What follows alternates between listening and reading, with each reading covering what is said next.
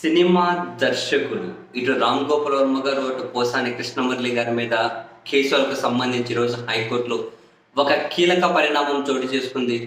మొదట రామ్ గోపాల్ వర్మ గారి కేసు, తన మీద మంగళగిరిలో ఒక కేసు ఫైల్ చేశారు. 2019లో కమ్మ రాజ్యంలో కడపరెడ్లు అనే సినిమా తీస్తే అది కులాల మధ్య గొడవలు పెట్టే విధంగా ఉంది అని చెప్పి తాజాగా కంప్లైంట్ చేశారు. దాని మీద ఎలాంటి చర్యలు తీసుకోకుండా ఆ కేసు క్వాష్ చేయమని చెప్పి రామ్ గోపాల్ వర్మ హైకోర్టుకి వెళ్తే, దాన్ని విచారించినటువంటి హైకోర్టు రామ్ గోపాల్ వర్మ మీద ఎలాంటి దూకుడు చర్యలు తీసుకోకండి, ఎలాంటి తొందరపాటు చర్యలు తీసుకోకండి అని చెప్పి ఆర్డర్స్ ఇచ్చే క్రమంలో 2019లో సినిమా తీస్తే 2025లో కేసు ఏంటి అని చెప్పి హైకోర్టు ఆశ్చర్యపోయింది. ఇంకా హైకోర్టు దృష్టికి పోసాని గారికి గుర్తుకొచ్చినట్లేదు. 2015లో కామెంట్ చేస్తే 2025లో మనోభావాలు దెబ్బతీసిందా అని కేసు కదా. ఇంకా అది హైకోర్టు దగ్గరికి వెళ్ళలేదు. 2019లో సినిమా తీస్తే 2025లో కేసు ఏంటని చెప్పి హైకోర్టు ఆశ్చర్యపోయింది. ఆయన మీద ఎటువంటి చర్యలు తీసుకోకండి, తొందరపాటు చర్యలు అని చెప్పి ఆర్డర్స్ ఇచ్చారు.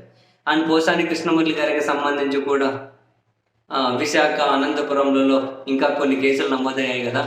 ఓవరాల్గా 30 ఫిర్యాదులు చేశారట, 14 కేసులు ఉన్నాయట. సో నెక్స్ట్ విశాఖ పోలీసులు అరెస్ట్ చేస్తారు, నెక్స్ట్ అనంతపురం పోలీసులు అని చెప్పి వాళ్ళు రకరకాలుగా ముందుకెళ్తున్నారు కదా.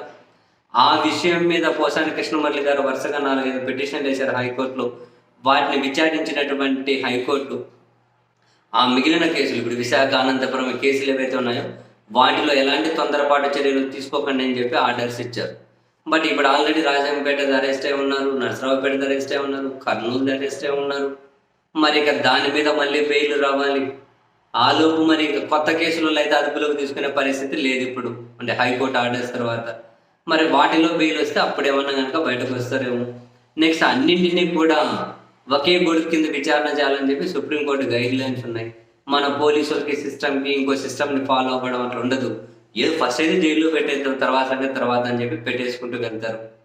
మొత్తం మీద రామ్ గోపాల్ వర్మ ప్లస్ పోసాని కృష్ణమురళి మీద కేసులకు సంబంధించి అయితే హైకోర్టు ఆశ్చర్యం వ్యక్తం చేయడం అండ్ తొందరపాటు చర్యలు తీసుకోకండి అని చెప్పి ఆర్డర్స్ ఇవ్వడం ఒక కీలకమైన పరిణామంగానే చెప్పుకోవాల్సి ఉంటుంది.